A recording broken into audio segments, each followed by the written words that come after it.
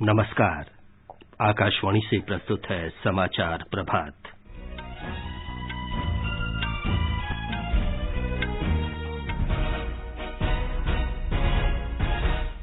देश में कोविड से स्वस्थ होने वाले मरीजों की दर बढ़कर लगभग 61% हुई। केरल में कोरोना वायरस नियंत्रण के दिशा निर्देशों को अगले वर्ष जुलाई तक बढ़ाया गया। तिरुवनंतपुरम में 1 सप्ताह तक पूर्णबंदी का कड़ाई से पालन।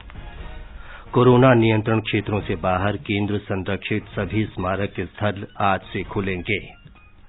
Air India Vande Bharat mission के अंतर्गत अमेरिका और भारत के बीच 11 जुलाई से 36 उड़ानें संचालित करेगी। टिकटों की बुकिंग आज शाम से शुरू होगी। वायुसेना राजस्थान में टिड्डियों पर नियंत्रण के अभियान में शामिल होगी। समाचार प्रभात के इस अंक में अपने सहयोगी सिद्धार्थ सिंह के साथ मैं विमलेंदु पांडे। सरकार ने कहा है कि केंद्र और राज्य सरकारों के प्रयास से देश में कोविड के 4,09,000 रोगी स्वस्थ हो चुके हैं। पिछले 24 घंटों के दौरान 14,856 रोगी ठीक हुए हैं। स्वास्थ्य मंत्रालय ने कहा है कि देश में उपचार करा रहे रोगियों की तुलना में स्वस्थ होने वाले मरीजों की संख्या 1,64,000 से भी अधिक है। स्वस्थ होने की दर बढ़कर लगभग 61% हो गई है। स्वास्थ्य मंत्री डॉक्टर हर्षवर्धन ने आकाशवाणी से विशेष बातचीत में कहा कि भारत में कोविड से स्वस्थ होने वालों की दर कई विकसित देशों से ज्यादा है। आज जो हमारा रिकवरी रेट है वो लगभग 61% के करीब पहुंच रहा है। ये शायद दुनिया के अंदर सबसे ज्यादा है। मेरे ख्याल से अभी इस रिकवरी रेट के आसपास केवल जो है रशिया है, बाकी सब दुनिया के विकसित देश हमारे रिकवरी रेट से पीछे हैं। दुनिया में सबसे बेहतर रिकवरी रेट और सबसे कम फैटेलिटी रेट। फैटेलिटी रेट भी हमारा जो मृत्यु दर है वो भी धीरे धीरे कम होती जा रही है। मुझे पूरा विश्वास है कि जिस प्रकार से भारत जो 135 करोड़ लोगों का देश है, उसमें जितने केसेस हुए हैं और उसमें केसेस में 60% से ज्यादा ठीक होकर घर चले गए हैं। बाकी जो हैं उसमें से अधिकांश रोड टू रिकवरी पर हैं। मुझे पूरा विश्वास है कि आने वाले समय में हम कोरोना के ऊपर निर्णायक विजय है वो निश्चित रूप से प्राप्त करेंगे। 2,44,000 से अधिक कोविड रोगियों का इलाज चल रहा है। देश में कोविड जांच के लिए प्रयोगशालाओं की संख्या में लगातार वृद्धि हो रही है। फिलहाल देश भर में 1,100 प्रयोगशालाएं कोविड जांच का काम कर रही हैं, जिनमें 786 सरकारी और 314 निजी प्रयोगशालाएं हैं। इन प्रयोगशालाओं में पिछले 24 घंटों के दौरान लगभग 2.5 लाख नमूनों की जांच की गई। अब तक कोविड के लगभग 98 लाख नमूनों की जांच की जा चुकी है। केरल सरकार ने राज्य महामारी रोग अध्यादेश में संशोधन करते हुए कोविड नियंत्रण नियमों को अगले वर्ष जुलाई तक बढ़ा दिया है।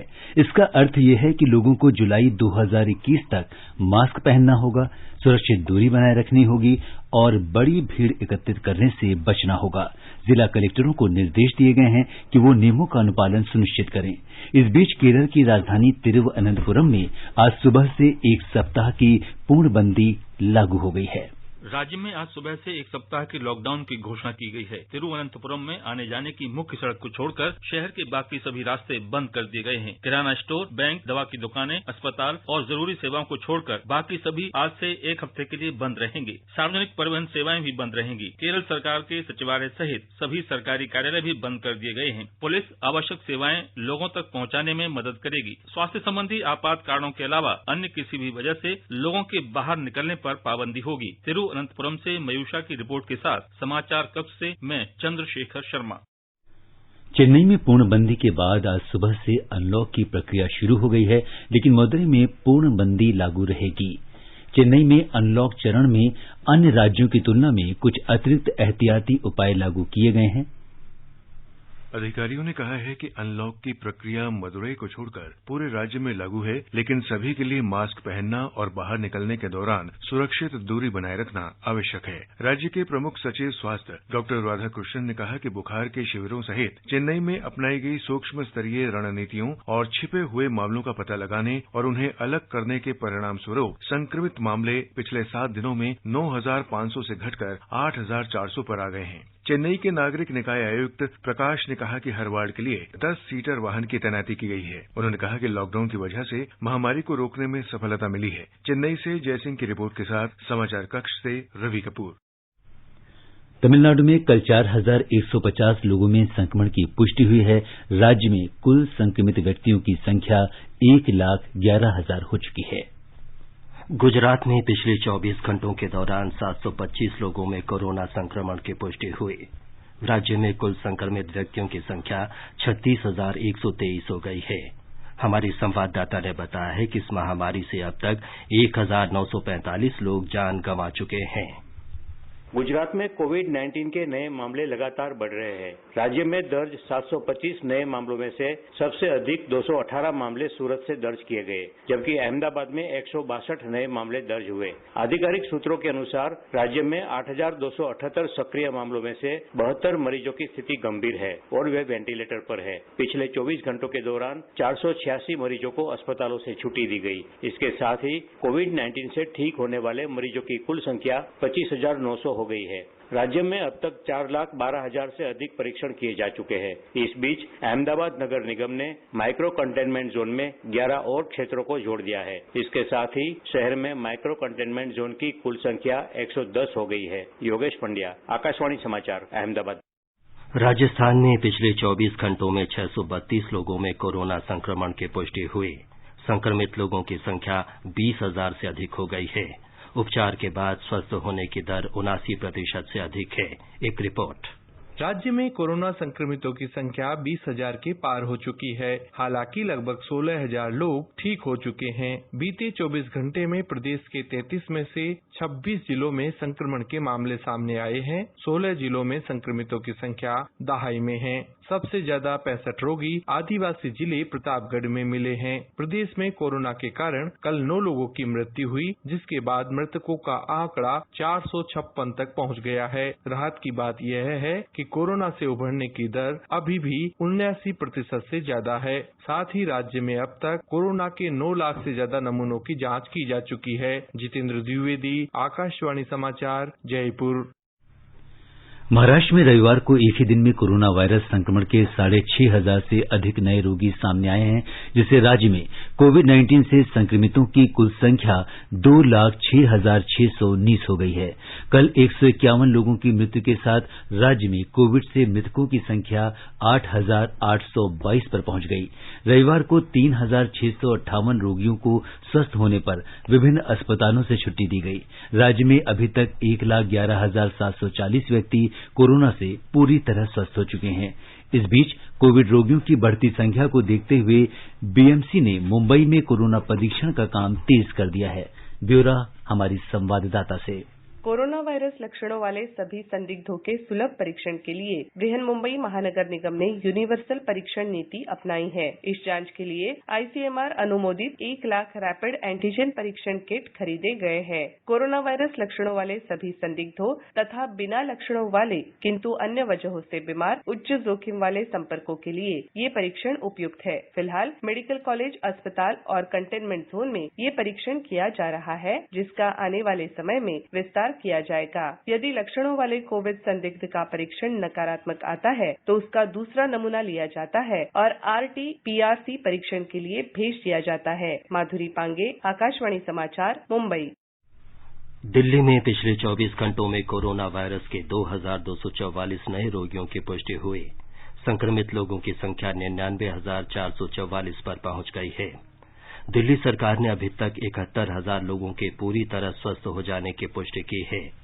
पिछले 24 घंटों में 3,083 लोगों को स्वस्थ होने के बाद विभिन्न अस्पतालों से छुट्टी दे दी गई।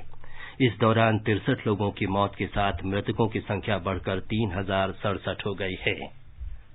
दिल्ली के छतरपुर में कल 10,000 बिस्तर वाले सरदार पटेल कोविड देखभाल केंद्र का उद्घाटन किया गया। राधा स्वामी सत्संग ब्यास परिसर में स्थित ये केंद्र दुनिया में अपनी तरह का सबसे बड़ा केंद्र है। ये मामूली या बिना लक्षण वाले कोरोना वायरस मरीजों के लिए है। गृह मंत्री अमित शाह, रक्षा मंत्री राजनाथ सिंह और स्वास्थ्य मंत्री डॉक्टर हर्षवर्धन ने कल अस्पताल का दौरा किया। रक्षा मंत्री राजनाथ सिंह ने कम समय में अस्पताल तैयार करने की सराहना की। Ministry of home affairs, Tata Sons, industries और कई ऑर्गेनाइजेशंस के सहयोग से ये कोरोना मरीजों के लिए एक टेम्पररी हॉस्पिटल बना है। सबसे बड़ी विशेषता ये है कि इसको 12 दिन के अंदर ही ये तैयार किया है। लगभग 250 से अधिक इंटेंसिव केयर यूनिट्स यहाँ पर, वेंटिलेटर्स, ऑक्सीजन और अन्य सारी सुविधाएं तो यहाँ पर उपलब्ध हैं ही। WHO की जो भी गाइडलाइंस हैं, उन गाइडलाइंस को ध्यान में रखते हुए ही इस टेम्पररी हॉस्पिटल का निर्माण किया गया है। बिहार में कोरोना संक्रमण में तेजी से बढ़ोतरी हो रही है। पिछले 24 घंटों में 404 लोगों में संक्रमण की पुष्टि हुई। राज्य में कुल संक्रमित लोगों की संख्या 11,864 हो गई है। 8,765 रोगी उपचार के बाद स्वस्थ हुए हैं, जबकि 3,008 लोगों का उपचार चल रहा है। बिहार में संक्रमण से स्वस्थ होने की दर 74% है। अब तक 91 लोगों की इस महामारी से मौत हुई है। राज्य सरकार ने कोरोना महामारी को देखते हुए श्रावण महीने में राज्य के विभिन्न शिव मंदिरों को बंद रखने का आदेश जारी किया है। एक रिपोर्ट। कोरोना संक्रमण को देखते हुए राज्य सरकार ने इस बार पूरे प्रदेश के सभी शिव मंदिरों को बंद करने का निर्देश दिया है। बिहार में पहली बार सावन के महीने में शिव मंदिरों में होने वाली पूजा अर्चना पर प्रतिबंध लगाया गया है। राज्य के किसी भी हिस्से में श्रावणी मेले का आयोजन नहीं किया जाएगा। दरभंगा, मधुबनी, मुजफ्फरपुर और सीतामढ़ी समेत राज्य के कई इलाकों से लाखों की संख्या में कांवड़िए जलाभिषेक करने के लिए देवघर स्थित बाबा धाम जाते थे, लेकिन इस बार श्रद्धालु मायूस हैं। श्रावणी मेले के दौरान करोड़ों रुपए का कारोबार होता था, लेकिन इस बार सब कुछ ठप है। आकाशवाणी समाचार के लिए मधुबनी से कृष्ण कुमार लाल। झारखंड में कोरोना महामारी के कारण इस साल विश्व प्रसिद्ध श्रावणी मेला आयोजित नहीं किया जाएगा। उच्च न्यायालय के फैसले के बाद राज्य सरकार ने देवघर से बाबा बैद्यनाथ धाम के दर्शन और आरती की लाइव ऑनलाइन सुविधा प्रदान की है। आज से महीने भर के श्रावण माह के शुरू होने के साथ देवघर के जिला प्रशासन ने राज्य सरकार की वेबसाइट के माध्यम से ज्योतिर्लिंग की आरती और दर्शन का आयोजन किया है। देवघर की उपायुक्त नैन्सी सहाय ने आकाशवाणी समाचार को बताया, 2 समय की ये जो पूजा है इसका ऑनलाइन लाइव दर्शन हम लोग प्रसारित करेंगे। jha.gov.tv झारखंड सरकार का जो चैनल सुबह 4:45 से 5:30 ये सुबह पूजा होती है। इसका ऑनलाइन लाइव दर्शन हमारे श्रद्धालु कर सकेंगे और उसी तरह शाम में 7:30 से 8:15 करीबन वो भी 40-45 मिनट की श्रृंगार पूजा होती है। और इसके अलावा हमारे जिले का जो हमारा वेबसाइट है devghar.nic.in और हमारा जो सोशल मीडिया पेज है डिस्ट्रिक्ट एडमिनिस्ट्रेशन देवघर का, DC देवघर का, इन पर भी सभी लिंक्स अवेलेबल रहेंगे।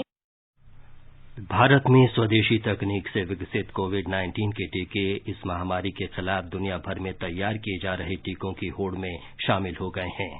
विज्ञान और प्रौद्योगिकी मंत्री डॉक्टर हर्षवर्धन ने कहा कि भारत बायोटेक द्वारा निर्मित कोवैक्सीन टीके और जाइडस कैडिला द्वारा विकसित ज़ाइकोव-डी टीके से काफी उम्मीद की जा रही है। भारतीय औषध महानियंत्रक ने इन टीकों के लोगों पर परीक्षण की अनुमति दे दी है। पिछले कुछ वर्षों के दौरान भारत दुनिया में टीके बनाने का एक बड़ा केंद्र बनकर उभरा है। यूनिसेफ द्वारा विभिन्न देशों को भेजे जाने वाले टीकों में से 60% भारत में निर्मित हुए हैं। प्रधानमंत्री के प्रधान वैज्ञानिक सलाहकार प्रोफेसर के विजय राघवन ने आकाशवाणी से विशेष बातचीत में वैक्सीन बनाने की प्रक्रिया को समझाया। पहले टेस्ट होती है सेफ्टी, दूसरी टेस्ट होती है वैक्सीन में। जब वैक्सीन को इंजेक्ट करते हैं तब क्या अपना शरीर उस वैक्सीन के इंजेक्शन से इम्यून रिस्पांस चालू होती है कि नहीं। तीसरी, वैक्सीन अगर सेफ हो और इम्यून रिस्पांस इम्यूनिटी देती हो तो क्या वो फील्ड में जब आप बाहर जाते हैं काम करने में या घर में हैं या ऑफिस में हैं, अगर मान लीजिए वायरस आती है तब वैक्सीन लेने से वायरस से प्रोटेक्शन मिलती है। और जब तक ये तीनों ठीक नहीं है तब तक हमारे देश में Indian council of medical research हो, बाकी एजेंसी से पार्टनर कर रहे हैं, वो वैक्सीन चालू नहीं करेंगे। चालू करने के लिए ICMR और हमारे ड्रग कंट्रोल एजेंसी ये 3 मुद्दों को पूरी तरह से देखेंगे। दुनिया भर में विकसित किए जा रहे 140 से अधिक टीकों में से कोवैक्सीन और ज़ाइकोव-डी सहित 11 टीकों का लोगों पर परीक्षण शुरू कर दिया गया है। कर्नाटक में कल 1925 लोगों में कोरोना संक्रमण की पुष्टि हुई। राज्य में कुल संक्रमितों की संख्या 23,474 हो गई है। अब तक 9,847 लोग उपचार के बाद स्वस्थ हुए हैं। 13,251 लोगों का उपचार चल रहा है। कर्नाटक में अब तक 7 लाख नमूनों की जांच हो चुकी है। तेलंगाना में कल एक ही दिन में कोरोना वायरस महामारी के 1,590 नए मामले सामने आए हैं, जिससे राज्य में अब तक संक्रमित हुए लोगों की कुल संख्या 23,902 हो गई है। इस बीच कल 1,166 रोगियों को महामारी के उपचार के बाद स्वस्थ होने पर अस्पतालों से छुट्टी दे दी गई। इस तरह तेलंगाना में अब तक 12,703 रोगी कोरोना महामारी से स्वस्थ हुए हैं और 10,904 का राज्य के विभिन्न अस्पतालों में इलाज चल रहा है। कोविड-19 पर आकाशवाणी से फोन इन कार्यक्रम में वरिष्ठ स्वास्थ्य विशेषज्ञ डॉक्टर घनश्याम पांगते ने कहा कि लोगों को संक्रमण से बचने के लिए बार बार हाथ धोने और 2 मीटर की सुरक्षित दूरी बनाए रखने जैसे सभी आवश्यक उपायों का कड़ाई से पालन करना चाहिए। जब तक बहुत आवश्यक न हो, घर से बाहर निकलने से भी बचना चाहिए। हैंड हाइजीन, सोशल डिस्टेंसिंग, 2 गज की दूरी और तभी बाहर निकले जब आपका बहुत ही जरूरी और आवश्यक कार्य हो। अदरवाइज आप बिना बात के मार्केट में या बाहर न घूमें, क्योंकि ये इन्फेक्शन बहुत ही कंटेजियस है। अगर आप किसी के पास बिना मास्क के जाते हैं और दूसरे ने भी मास्क नहीं पहना तो चांसेस ऑफ इन्फेक्शन बहुत बढ़ जाते हैं। इससे क्या होगा कि बहुत सारे लोग एक साथ इन्फेक्ट हो जाएंगे। लोकनायक जयप्रकाश नारायण अस्पताल के डॉक्टर नरेश गुप्ता ने कोरोना संक्रमण से बचाव के लिए साफ सफाई का ध्यान रखने और सुरक्षित दूरी बनाए रखने का परामर्श दिया।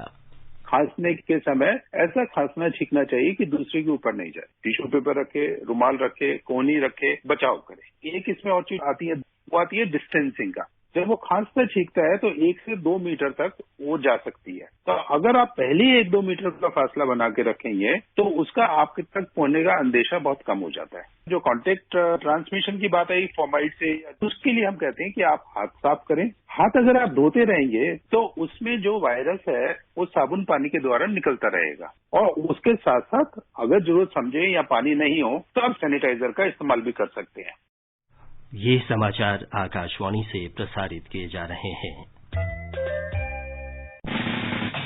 खुजली झटपट दूर करे, वो है जालिम लोशन। वही नाम वही काम, कुछ भी नहीं बदला। चर्म रोगों का दुश्मन जालिम लोशन। समाचार प्रभात में आपका फिर स्वागत है। आगे बढ़ने से पहले एक नजर फिर से मुख्य समाचारों पर। देश में कोविड से स्वस्थ होने वाले मरीजों की दर बढ़कर लगभग 61% हुए। केरल में कोरोना वायरस नियंत्रण के दिशा निर्देशों को अगले वर्ष जुलाई तक बढ़ाया गया। तिरुवनंतपुरम में 1 सप्ताह तक पूर्णबंदी का कड़ाई से पालन। कोरोना नियंत्रण क्षेत्रों से बाहर केंद्र संरक्षित सभी स्मारक स्थल आज से खुलेंगे। Air India Vande Bharat mission के अंतर्गत अमेरिका और भारत के बीच 11 जुलाई से 36 उड़ानें संचालित करेगी। टिकटों की बुकिंग आज शाम से शुरू होगी। और वायुसेना राजस्थान में टिड्डियों पर नियंत्रण के अभियान में शामिल होगी। सरकार ने सुरक्षा नियमों का पूरी तरह पालन करते हुए आज से केंद्र संरक्षित सभी स्मारक स्थल खोलने का फैसला किया है। पर्यटन मंत्री प्रहलाद सिंह पटेल ने कहा कि केवल उन्हीं स्मारकों और संग्रहालयों को खोला जाएगा जो कोरोना नियंत्रण क्षेत्र में नहीं हैं। उन्होंने कहा कि केंद्र संरक्षित सभी स्मारकों और पर्यटन स्थलों को साफ सफाई, सुरक्षित दूरी बनाए रखने और स्वास्थ्य मंत्रालय से जारी अन्य नियमों का अनिवार्य रूप से पालन करना होगा। राज्य और जिला प्रशासन के विशेष निर्देश भी सख्ती से लागू किए जाएंगे। ब्यौरा हमारे संवाददाता से। भारतीय पुरातत्व सर्वेक्षण के तहत आने वाले 3,691 स्मारकों का संरक्षण केंद्र सरकार करती है। इनमें से 820 धार्मिक स्थलों को पिछले महीने की 8 तारीख को खोला गया था। इन स्मारकों में प्रवेश के लिए टिकट केवल इलेक्ट्रॉनिक माध्यम से जारी किए जाएंगे। इन स्मारकों में प्रवेश करने से पहले दर्शकों का तापमान जांचा जाएगा और परिसर में केवल उन्हीं लोगों को जाने की अनुमति दी जाएगी जिनमें कोविड-19 के लक्षण नहीं होंगे। इन स्मारकों में आने वाले लोगों को केंद्र सरकार द्वारा जारी दिशा निर्देशों का पालन करना होगा। दर्शकों को सुरक्षित दूरी बनाए रखनी होगी और मास्क पहनना अनिवार्य होगा। स्मारक के परिसर में समूह फोटोग्राफी और खान पान की चीजें ले जाने की अनुमति नहीं होगी। इसके अलावा डिजिटल भुगतान करने वालों को ही पार्किंग की सुविधा मिलेगी और कैंटीन का इस्तेमाल कर सकेंगे। दीपेंद्र कुमार, आकाशवाणी समाचार, Delhi. Air India Vande Bharat mission के अंतर्गत अमेरिका और भारत के बीच 11 जुलाई से 19 जुलाई के दौरान 36 उड़ानें संचालित करेगी। एक बयान में एयर इंडिया ने कहा है कि टिकटों की बुकिंग आज शाम 8 बजे से केवल एयर इंडिया की वेबसाइट पर की जा सकती है। वंदे भारत मिशन के चौथे चरण के अंतर्गत एयर इंडिया भारत से विभिन्न देशों के बीच 170 उड़ानें संचालित करेगी। इनमें Canada, America, Britain, Kenya, Sri Lanka, Philippines, Kyrgyzstan, Saudi Arab, Bangladesh, Thailand, दक्षिण अफ्रीका, रूस, ऑस्ट्रेलिया, म्यांमार, जापान, यूक्रेन और वियतनाम के लिए उड़ानें उपलब्ध रहेंगी। व्यापारियों के लिए अखिल भारतीय परिसंघ कॉन्फेडरेशन ऑफ इंडिया ट्रेडर्स ने सूचना प्रौद्योगिकी मंत्री रविशंकर प्रसाद से आग्रह किया है कि भारत में 5G नेटवर्क के लिए बोली लगाने वालों में चीन की 2 कंपनियां हुआवेई टेक्नोलॉजीज और ZTE कॉरपोरेशन को शामिल नहीं किया जाना चाहिए। परिसंघ के राष्ट्रीय महासचिव प्रवीण खंडेलवाल ने कहा कि देश के 7 करोड़ व्यापारी सरकार से ये अनुरोध कर रहे हैं। संगठन ने जोर देकर कहा है कि 5G मोबाइल नेटवर्क में डेटा के जमा होने की दृष्टि से इसकी सुरक्षा का ध्यान रखना बहुत जरूरी है। अमेरिका और ऑस्ट्रेलिया समेत दुनिया के कई देशों ने हुआवेई टेक्नोलॉजीज और ZTE कॉरपोरेशन पर पहले ही प्रतिबंध लगा दिया है। इलेक्ट्रॉनिकी और सूचना प्रौद्योगिकी मंत्रालय ने गैर कानूनी गतिविधियां निवारण अधिनियम के प्रावधानों के अंतर्गत अवैध संगठन सिख फॉर जस्टिस की 40 वेबसाइट को बंद कर दिया है। इस संगठन ने समर्थकों का पंजीकरण कराने का अभियान चला रखा है। गृह मंत्रालय की सिफारिशों के अनुरूप इलेक्ट्रॉनिकी मंत्रालय ने IT अधिनियम 2000 के प्रासंगिक प्रावधानों के तहत इन वेबसाइटों पर रोक लगाने के आदेश जारी किए। भारतीय वायुसेना राजस्थान में टिड्डी दलों पर नियंत्रण के अभियान में शामिल हो गई है। वायुसेना के एक Mi-17 हेलीकॉप्टर ने कल जोधपुर जिले के बड़े रेगिस्तानी इलाके में कीटनाशकों का छिड़काव किया, जो भारतीय वायुसेना के इतिहास में इस तरह का पहला अभियान था। टिड्डी दलों पर काबू पाने के लिए कृषि मंत्रालय द्वारा किराए पर लिए गए एक निजी हेलीकॉप्टर से शनिवार को जैसलमेर के बंदा इलाके में कीटनाशकों का छिड़काव शुरू किया गया। केंद्र सरकार ने इस दिशा में प्रयास तेज कर दिए हैं और टिड्डियों पर नियंत्रण के लिए बेल हेलीकॉप्टरों और ड्रोन का भी इस्तेमाल किया जा रहा है। उपराष्ट्रपति एम वेंकैया नायडू और प्रधानमंत्री नरेंद्र मोदी ने राष्ट्रवादी नेता डॉक्टर श्यामा प्रसाद मुखर्जी की जयंती पर भावभीनी श्रद्धांजलि अर्पित की है। श्री नायडू ने कहा कि महान देशभक्त और शिक्षाविद डॉक्टर श्यामा प्रसाद मुखर्जी ने देश की एकता संरक्षित रखने और भारत में जम्मू कश्मीर के पूर्ण एकीकरण के लिए अथक प्रयास किया। प्रधानमंत्री ने कहा कि देश की प्रगति में डॉक्टर श्यामा प्रसाद मुखर्जी का अनुकरणीय योगदान रहा है। उन्होंने देश की एकता सुदृढ़ करने का अनवरत प्रयास किया। प्रधानमंत्री ने कहा कि उनके विचारों और आदर्शों से करोड़ों देशवासियों को प्रेरणा मिली। सूचना और प्रसारण मंत्री प्रकाश जावड़ेकर ने कहा कि महान राष्ट्रवादी नेता ने अपना पूरा जीवन देश की एकता और अखंडता के लिए समर्पित किया। मध्य प्रदेश में राज्य के खूबसूरत स्थानों पर फिल्मों, धारावाहिकों और वेब सीरीज की शूटिंग जल्दी ही शुरू हो जाएगी। हमारे संवाददाता ने बताया कि मध्य प्रदेश पर्यटन निगम ने फिल्मों और धारावाहिकों की शूटिंग के लिए परामर्श जारी किया है।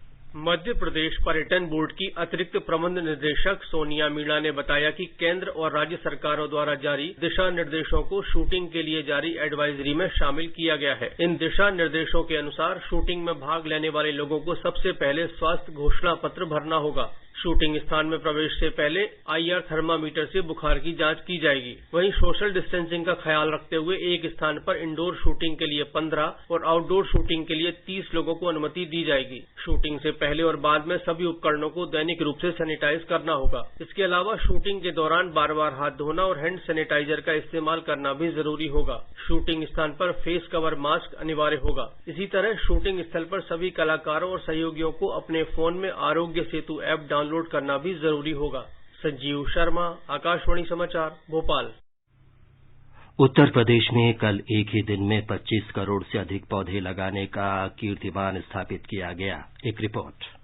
इस साल के पौधारोपण अभियान की खास बात यह थी कि इससे बुजुर्गों और बच्चों को पूरी तरह से दूर रखा गया और उन पौधों को रोपा गया जिनका चिकित्सकीय लाभ भी होता है। इस अभियान के लिए 8 लाख से ज्यादा स्थान चिन्हित किए गए और हर एक स्थान की जियो टैगिंग की गई। सरकार ने इस अभियान के लिए 251 के करीब पौधों की ऐसी प्रजातियां चुनी थी जो फलदार, आयुर्वेदिक गुणों वाली और पर्यावरण के ज्यादा से ज्यादा अनुकूल थी। प्रधानमंत्री आवास योजना के लाभार्थियों को भी एक सहजन का पेड़ लगाने के लिए दिया गया था। वहीं प्रधानमंत्री किसान सम्मान निधि के लाभार्थियों को भी अभियान में शामिल किया गया। मुख्यमंत्री योगी आदित्यनाथ ने इस मौके पर कहा कि पिछले साल लगाए गए 95% से ज्यादा पौधे अभी भी पूरी तरह सुरक्षित हैं। उन्होंने कहा कि कोरोना महामारी के दौरान इस वायरस से लड़ने में लोगों की प्रतिरोधक क्षमता को मजबूत करने में आयुर्वेदिक पेड़ों की अहम भूमिका है। सुशील चंद्र तिवारी, आकाशवाणी समाचार, लखनऊ।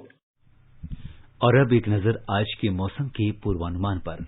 राष्ट्रीय राजधानी दिल्ली में बादल छाए रहने और हल्की वर्षा होने का अनुमान है। न्यूनतम तापमान 24 डिग्री सेल्सियस रिकॉर्ड किया गया। अधिकतम तापमान 35 डिग्री सेल्सियस तक जा सकता है। मुंबई में भारी वर्षा होने के आसार हैं। न्यूनतम तापमान 25 डिग्री सेल्सियस दर्ज हुआ। अधिकतम तापमान 28 डिग्री सेल्सियस रहेगा। भोपाल में अभी हल्के बादल छाए हुए हैं, लेकिन शाम या रात तक घने बादल घिरने की उम्मीद है। पटना में भी गरज के साथ वर्षा होने की उम्मीद है। केंद्र शासित प्रदेश जम्मू कश्मीर के जम्मू में न्यूनतम तापमान 25 डिग्री सेल्सियस रिकॉर्ड किया गया। अधिकतम 37 डिग्री सेल्सियस तक जा सकता है। बादल छाए रहने और धूल भरी आंधी चलने के साथ वर्षा होने का भी अनुमान है। श्रीनगर में तापमान 17 से 33 डिग्री सेल्सियस के बीच रहेगा और बादल छाए रहेंगे। गिलगित में भी न्यूनतम तापमान 17 डिग्री सेल्सियस रहा और अधिकतम तापमान 33 डिग्री सेल्सियस रहने की उम्मीद है। मुजफ्फराबाद में आसमान साफ रहेगा, लेकिन दोपहर बाद या शाम तक बादल घिराएंगे।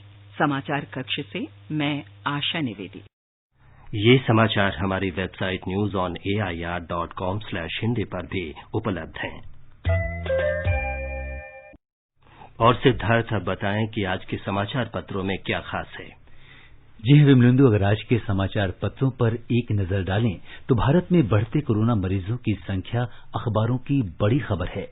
जनसत्ता की सुर्खी है, संक्रमित लोगों के मामले में तीसरे स्थान पर भारत, रूस अब चौथे पर। देश में मरीजों के ठीक होने की दर सबसे अधिक चंडीगढ़ में।